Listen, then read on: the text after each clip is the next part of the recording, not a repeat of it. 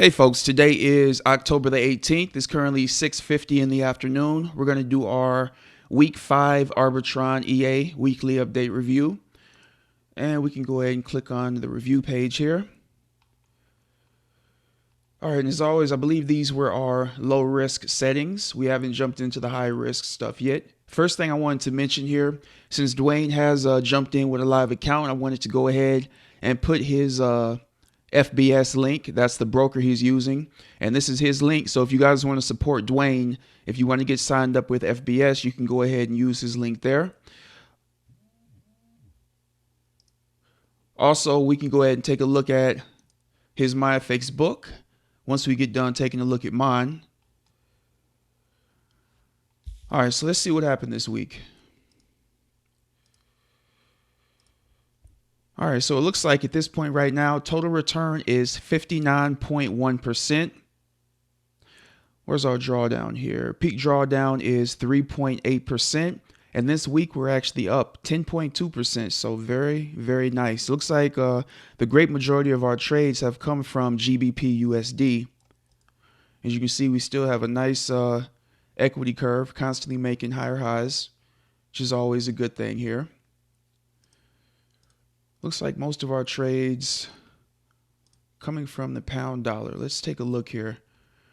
Today is the 18th. And let me go through filter. Let's go through the last 7 days.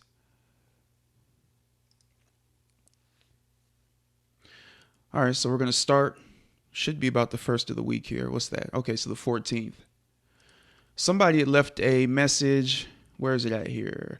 Why are there no closed trades past October 11th? Stopped logging closed trades. And I wanted to come up here and check this so we can see. Here's October the 11th. And as we can see, let's go to the next page. That's 2. Let's go to page 3. Page 4. All right, so it goes from the 11th to the 14th. So it did actually trade on the 14th and the 15th. So I'm not sure if it took some time for that to actually show up on the website, because he posted this on October the 16th. So this should have been here when that individual reviewed it. 16th trades there, 15th trades there, 14th trades there. So there are definitely trades. It's not picking and choosing which trades get shown on here. One of the things with FX Blue is it's not as quick as MyFX book. I know MyFX book updated every, I think I had it set for every 5 minutes, but I'm not sure how often this actually updates this page here. So definitely just have to give it some time. Another question I had from people is people are getting set up and started with it, and they're concerned that it hasn't traded within, a few hours of starting the EA. That's not uncommon. I've gone a great many hours without getting trades. I think on the 15th, we only had a few trades. Like you can see here, the 15th, we only had 5 trades. So there are going to be hours where you do not get trades set up. I also talked to the vendor, and he said that with everything that's going on with Brexit, there might be days where we don't get trades. So that does not mean that you have something set up wrong. It just means that the EA is being cautious around what's going on in the markets right now. All right, so make sure you guys keep that in mind. All right, so we've taken a look at my trades this week. Definitely continuing to make new highs here. 10.15. Let me see here. All right. So here's where we were. Profit 327. And here's where we are now. Profit 890. So we definitely made a very nice profit this week. I'm not going to go through all these functions here, but that's definitely something you guys can take a look at. All right, let's go ahead and see what Dwayne did this week. All right, so Dwayne's on a live account with FBS. And again, since he's made this available to us, it's only fair that we put his link up here so that you guys can support him if you choose to. All right, so this week, wow, 29.46%. All right, let's go back here a little ways. And we remember last week, I believe he withdrew his initial $200 that he had put in. And let's see if he made any withdrawals this week. I know we can always scroll up and see, but I want to actually find the date where he did that. All right, so withdrawal. So he withdrew another 1,697 right here. So starting with a $200 account, at this point, he's now withdrawn $1,907. That is just amazing. And at this point right now, his account, he still has $1,456 in his account. And again, this started October the 5th. So in a very short period of time, he has done extremely well. Another thing I wanted to mention from people that have called me, or not called me, but have emailed me with issues with the VPS. One thing to note, I wanted you guys to see here, I'm with Commercial Network Services, and I am on their $35 per month plan. All right, so if you guys are on the 1 CPU core or the 1 gigabyte of RAM plan, you might want to bump it up. The vendor, I did talk to him about this, and he's talked to a few other people. They definitely do recommend this particular plan right here, 2 gigabytes of RAM. So I wanted to make sure I put that out there for you guys as well. Also, one thing I'm getting a lot of feedback from people is that people in America, we're obviously going to have a harder time than people that are not in America.